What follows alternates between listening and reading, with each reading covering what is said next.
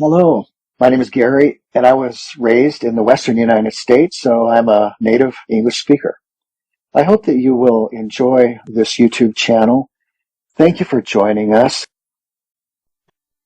The Tale of Jolly Robin by Arthur Scott Bailey, 1877 to 1949. Chapter 9, Jolly's Mistake. With Jolly Robin following closely behind, Jasper Jay flew straight to the crossroads, about halfway to the village. Once there, he landed confidently on the signpost at the four corners. Old Jolly perched on one of those boards nailed to the post. "Here we are," Jasper announced. "See, easy as pie." "When will the post start moving?" Jolly asked nervously. He had waited all day to begin his journey south and was eager to get going. "What did you say?" Jasper asked, looking puzzled. When Jolly repeated his question, Jasper burst into loud, cackling laughter. "Oh, that's hilarious," he said between chuckles. "You thought the post was going to pull itself out of the ground and fly off with you, didn't you?" "Well, yes," Jolly replied innocently. "Aren't these wings?" He glanced down at the boards. They had already spread too. It took a few minutes for Jasper to stop laughing long enough to respond. "Those aren't wings," he finally exclaimed. "They're signboards. They tell you which road to take. You can't read the sign while sitting on it. Fly over to the fence across the road and you'll see what it says." Jolly obediently fluttered to the fence and read the sign aloud. "To Sky Pond, 15 miles. "There you go," Jasper said smugly. "All you have to do is follow the road the hand points to." Jolly frowned. "So I'll have to fly after all," he said, disappointed. He had hoped for a free ride. Then he read the sign again. "Sky Pond. I don't want to go to Sky Pond, I want to go south." "Sky Pond is south of Pleasant Valley," Jasper explained. "It's right along your route. When you get there, just look for another sign that says something like, 'To the south, 1,000 miles. Simple, right?" But to Jolly, this new way of travelling seemed far more complicated than the old-fashioned way. "I wish I'd left yesterday with the others," he muttered. "Nonsense," Jasper scoffed. Then he added under his breath, "Some birds are such dunces, mollycoddles and fraidy cats." Jasper may have not meant for Jolly to hear, but he said it loudly enough. The moment the words reached Jolly's ears, he flew at Jasper with an angry chirp. Surprised and more than a little frightened, Jasper darted away, heading towards Sky Pond with Jolly close behind. Jolly chased him for what felt like miles until Jasper suddenly veered off toward home. But Jolly didn't stop. He kept flying faster and farther until he caught up with the flock that had left the day before. In the end, Jolly Robin made it to his winter home, the traditional way after all. Chapter 10, The White Giant. It was a chilly day in early March when Jolly Robin returned to Pleasant Valley one spring. A heavy snowfall had just blanketed the area, large, wet flakes that Farmer Green referred to as sugar snow. That wasn't any sweeter than usual. Johnny Green loved this kind of snow because it made the perfect snowballs. He'd been having a great time earlier, tossing them around in the orchard near the farmhouse, just before Jolly Robin arrived. The orchard held a special place in Jolly Robin's heart. It was where he and his wife had built their nest the previous summer. Naturally, he wanted to visit right away and take a look around. Perching on a bare branch, he chirped out a cheerful, cheerily cheer up a few times, ignoring the snow and the cold, blustery wind. He knew the weather would warm up soon, and he was happy to be back in Pleasant Valley, even though he had to admit to himself that he preferred the orchard when the grass was green and the trees were adorned with apple blossoms. "This really is a beautiful place to call home," he thought. "I can see why Farmer Green enjoys living near the orchard. Now I'll head over to the farmhouse and see if I can catch a glimpse of him, his wife, his boy Jolly, and even the hired man." With that, Jolly Robin launched himself from the branch and glided through the crisp air towards the farmhouse. But suddenly something caught his eye, and he darted into a nearby tree to hide. Shivering, though not entirely from the cold, he peered out cautiously. What he saw made him uneasy. Standing in the snow was a strange figure, a man Jolly Robin didn't recognise. It was Farmer Green, or the hired man. This was someone entirely different. The figure was enormous, with big, dark eyes and a bulbous nose protruding from a pale, round face. Dressed all in white except for a tattered black hat pulled low over one eye, the stranger clutched a stick in one hand. To Jolly Robin, it looked as though he was about to throw it at something. Curiosity got the better of him, so Jolly peeked out again to watch, but the strange man didn't move. He stood completely still, as if waiting for something. Maybe there's a squirrel hiding nearby, Jolly thought. Perhaps he's waiting for it to come out so he can throw that stick. But no squirrel appeared, and just as Jolly was about to resume his flight to the farmhouse, the woodshed door swung open. Out bounded Johnny Green, running towards the orchard. "There's Johnny," Jolly exclaimed to himself, but he recognised the boy instantly. Only Johnny moved with such carefree energy, hopping and skipping as he went. Jolly watched as Johnny stopped to gather an armful of snowballs and then marched straight toward the stranger. Despite Johnny's shouts, the figure in white didn't even flinch. Then with a mischievous grin, Johnny hurled a snowball, hitting the stranger's battered hat and knocking it into the snow. Jolly couldn't help but laugh at the sight, though he was puzzled. The old man didn't react at all, not even when his hat was sent flying. Anyone else would have spun around and chased Johnny, but this strange fellow remained still as ever. "That's strange," Jolly mused. "He must be asleep, but how can anyone sleep standing up?" Before Jolly could puzzle it out, Johnny lobbed another snowball. This time, when it struck the man in white, something truly bizarre happened. Jolly Robin froze, too stunned to laugh. All he could do was gasp in disbelief. Chapter 11. What a Snowball Did. Jolly Robin was too shocked to laugh when he saw Johnny Green's second snowball hit the round-faced stranger standing in the orchard. To Jolly's astonishment, the snowball struck one of the stranger's arms, causing it to fall off instantly and shatter into pieces on the ground. That alone was enough to alarm Jolly Robin, but what unnerved him even more was how the moon-faced man didn't react at all. He just stood there, motionless and silent, his entire figure ghostly white. It was unsettling. Johnny Green, however, wasn't the least bit afraid. He began shouting excitingly and hurling snowballs as fast as he could. Though not all of them hit the target, the very last one struck the stranger squarely on the left side of his head. To Jolly's horror, the man's head toppled off and landed at his feet. Jolly Robin expected the man to chase after Johnny Green, or at least throw the stick he was holding in retaliation, but nothing happened. The man remained as still as ever. Jolly decided he'd seen enough and flew off to the woods to find someone to talk to about the strange incident. In the woods, Jolly came across Jimmy Rabbit, who was always friendly. After asking how Jimmy had been, since they hadn't seen each other since last fall, Jolly told him the whole story, how Johnny Green had knocked the head off the man in the orchard. "And he didn't react at all," Jolly said. "He had a stick in his hand, but he didn't throw it." "Well, how could he throw it if he didn't have a head to see where to aim?" Jimmy Rabbit replied with a shrug. Jolly had no answer for that. He shook his own head, looking more confused than ever. "I don't understand it," he admitted. "The whole thing was so strange. I'm not sure I want to live in the orchard this summer if there's a headless man wandering about. How could he even see to leave the orchard?" Now it was Jimmy Rabbit's turn to look puzzled, as he couldn't answer the question either. "Maybe there's something odd going on here," Jimmy said thoughtfully. "I'll go and check out this headless stranger tomorrow and see what I think. Want to come with me?" Jolly Robin had almost decided never to go near the orchard again, but going with Jimmy Rabbit seemed safer. He agreed. "I'll be here in the morning," he promised. Chapter 12. Jolly Feels Better.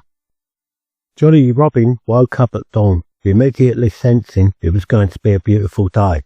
Although the sun had yet to rise above the eastern hills, he was certain there would be plenty of sunshine later. Jolly had his own special ways of predicting the weather and was never wrong. By the time Jolly Robin headed to the woods late that morning to meet Jimmy Rabbit, it had grown quite warm. Snow had melted as if by magic. "Summer's on its way, summer's on its way," Jolly called out cheerfully as soon as Jimmy Rabbit came hopping into view. "The apple blossoms will be blooming before we know it." "Yes, and the cabbages too," Jimmy replied. "I'm glad that big white giant in the orchard lost his head. Who knows what he might have done to the cabbages if he'd wandered into the garden. He could have eaten them all, and I wouldn't have been too happy about that." Together they set off towards the orchard to take another look at the headless giant who had given Jolly Robin such a fright the day before.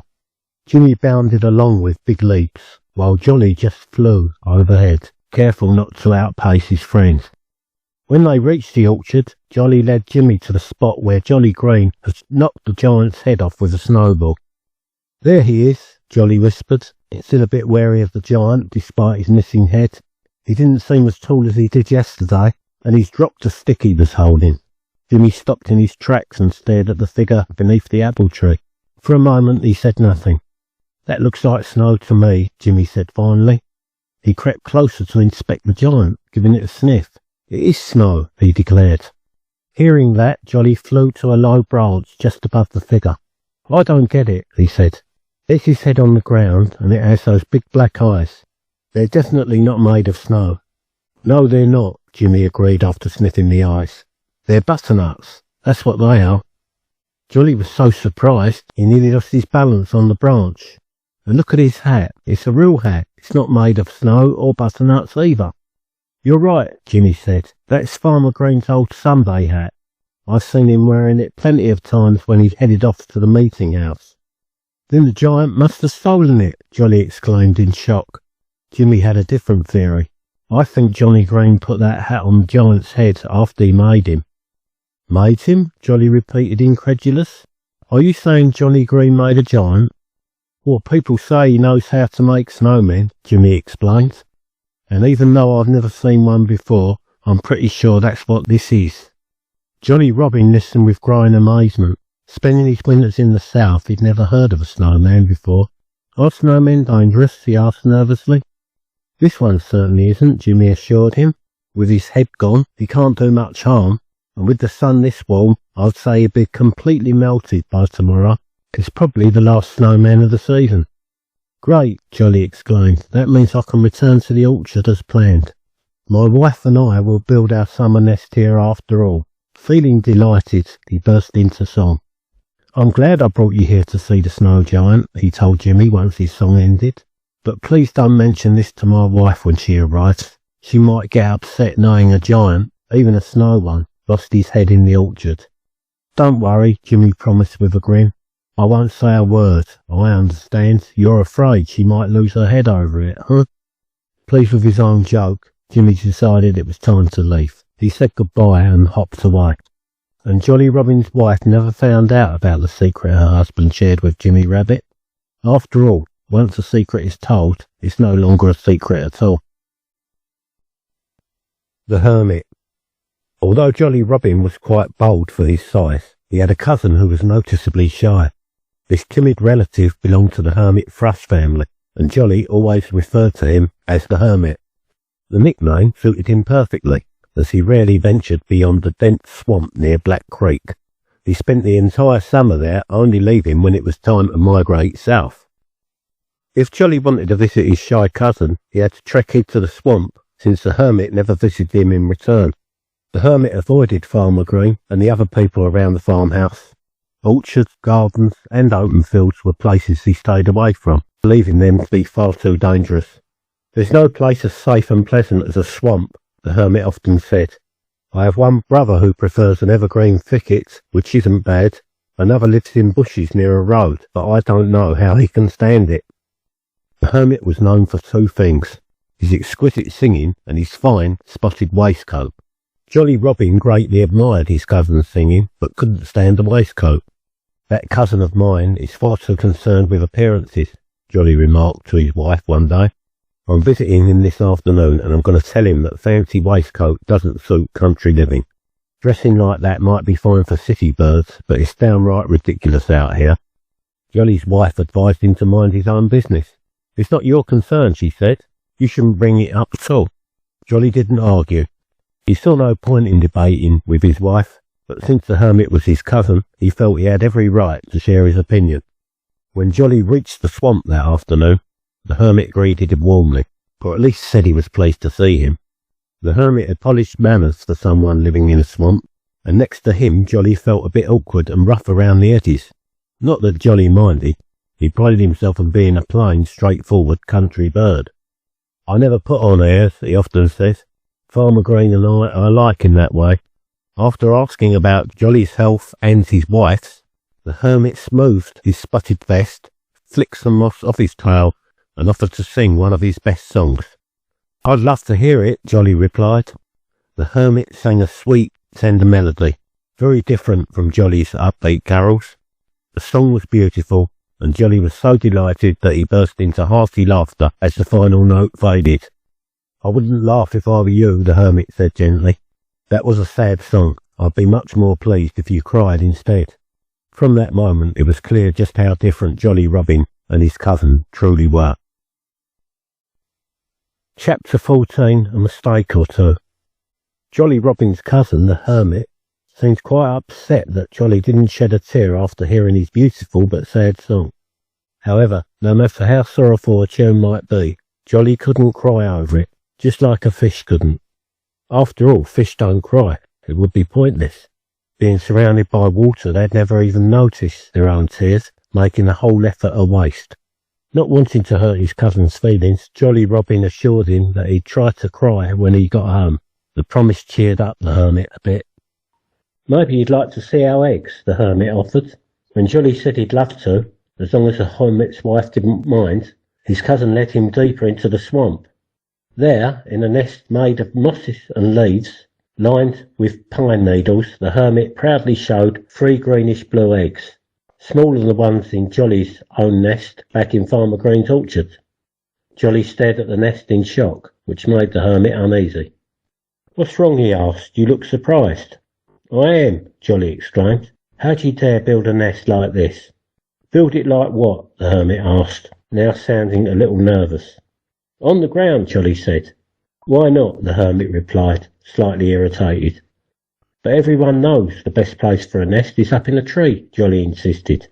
The hermit shook his head. "It's just a matter of choice," he said. "My family has always built their nests on the ground, and I plan to keep it that way. It works well for us." Jolly couldn't help but laugh. The idea seemed so strange to him. "It's surprising," he said. "I'm amazed your wife doesn't just bury her eggs in the sand by the creek, like old Mrs. Turtle."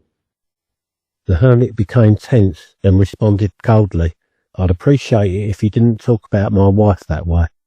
Though he stayed polite, his tone made it clear he was offended. Realising his mistake, Jolly quickly tried to change the subject. "Why don't you sing another song?" he suggested. The hermit cleared his throat and began singing again. This tune wasn't as bad as the first one, but Jolly didn't enjoy it nearly as much. He found the chorus especially annoying. "Any old vest may do for the rest, but I like a spotted one best." The song reminded Jolly of the reason he'd come to visit in the first place, his cousin's spotted waistcoat. He had been so distracted by the nest on the ground that he'd forgotten all about it. Hearing the song, however, brought it back to his mind, and he disliked the waistcoat more than ever. Determined, Jolly decided he would finally say something about it. Chapter 15. Lost a Cousin. When the hermit thrush finished his song about the spotted vest, he glanced at his cousin, Jolly Robin, out of the corner of his eye. "How did you like that one?" he asked, noticing Jolly wasn't laughing. "That seems like a silly song," Jolly Robin replied, "but I'm glad you sang it because it reminded me that I wanted to talk to you about the spotted waistcoat you love wearing." "What's wrong with my waistcoat?" the hermit asked quickly. "I think it's a very handsome one." "I don't like it," Jolly told him. "I wouldn't be caught wearing it. Everyone says you're a big show-off because of it. Since you're my cousin, I thought I should tell you what people were saying." "I don't care what people say," the hermit exclaimed. "Anyone who doesn't like my beautiful waistcoat can look the other way when I'm around. If my style doesn't suit you, I suggest you stay out of this swamp." "Don't get angry," Jolly Robin begged, giving his cousin a smile in the hope of making him feel better. "I'm just trying to help. I was going to suggest you wear a red waistcoat like mine." The thought of wearing a red waistcoat made the hermit feel uncomfortable. Some people say that great singers are like that. They can't even think about things they don't like. Just hearing red waistcoat always made Jolly Robin's cousin shiver. Maybe that was why he never visited Jolly. He couldn't stand the sight of his bright red vest. Of course, Jolly Robin had no idea about this. "Red would look great on you," he continued. "It's such a cheerful colour. You need a bit of brightness in your life. I don't think it's good for you, living in this damp swamp and singing sad songs. What you should do is get clothes like mine, bring your wife to Farmer Green's orchard, and build a nest in an apple tree. We could have some fun together, he said with a smile. Like many people, Jolly Robin thought his way was the best, and since the hermit was just as sure that no one else knew how to dress, sing, or build a home as well as he did, it's clear that the two cousins would never agree. "Tell your wife about my plan when she gets home," Jolly Robin said. "I'll fly over tomorrow and show you the way to the orchard." "I'll tell her," his cousin promised. "Good," said Jolly Robin, giving his delicate cousin a hearty slap on the back. The poor hermit winced. It hurt him more than Johnny realised. "Goodbye," Jolly called, chirping loudly as he flew off. As he left, Jolly heard his cousin call farewell in a sad tone, but didn't think much of it. He eagerly told his wife the good news when he reached the orchard, sure that his cousin would follow his advice. The next day, Jolly was in for a big surprise. When he went to the swamp near Black Creek, he couldn't find his cousin or his wife. Their nest was gone, and even their 3 eggs had disappeared. "I hope Fatty Coon didn't eat the eggs," Jolly Robin muttered, looking at the empty nest, "but it serves them right for building a nest on the ground." He felt uneasy and puzzled. Later, when Jolly Robin met Mr. Crow, he learned that the hermit thrush and his wife had left the swamp the night before. "They've left for who knows where," Mr. Crow explained. "I saw them leave.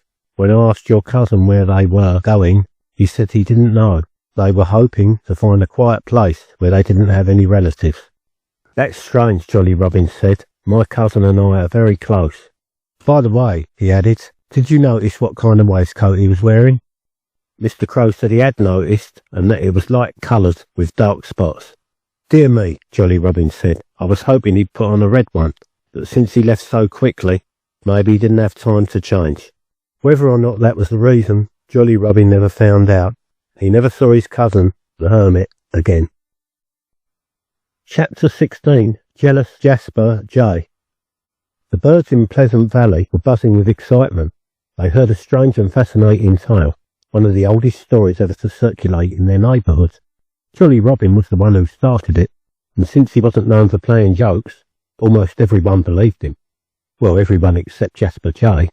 Jasper insisted from the start that Jolly's story was nothing but a hoax. "I'm telling you, it's all nonsense," Jasper declared. Now there was a reason for Jasper's attitude. He didn't want the story to be true. Somehow Jasper believed that if he kept saying the story was fake, it might actually turn out to be untrue. "I know for a fact," Jasper added, "there's no such thing as a golden bird in Pleasant Valley, or anywhere else." You see, Jolly Robin had rushed the woods one day, spreading the news that a marvellous golden bird had arrived in Pleasant Valley. "He's not just yellow like a goldfinch," Jolly explained. "He's solid gold from the tip of his beak to the end of his tail. Even his feet are golden. When the sunlight hits him, he shines as if he's on fire." Jolly described the newcomer with admiration. "He was the most magnificent bird I've ever seen," he said. Perhaps Jasper's jealous. He prided himself on his striking blue feathers, which were undeniably beautiful. Either way, he started sulking the moment he heard the story. "Where is this grand fellow?" Jasper asked Jolly with a sneer. "Let me meet him, and if he's up for a fight, I'll make sure he doesn't look so fancy after I've plucked out his tail feathers." But Jolly Robin refused to reveal where he'd seen the golden bird. He claimed the bird was 3 times Jasper's size and didn't want Jasper getting hurt, even if he was being so unpleasant. That just goes to show how kind Jolly Robin was. "You'd better watch out or I'll fight you instead," Jasper warned him. Jolly wasn't fazed.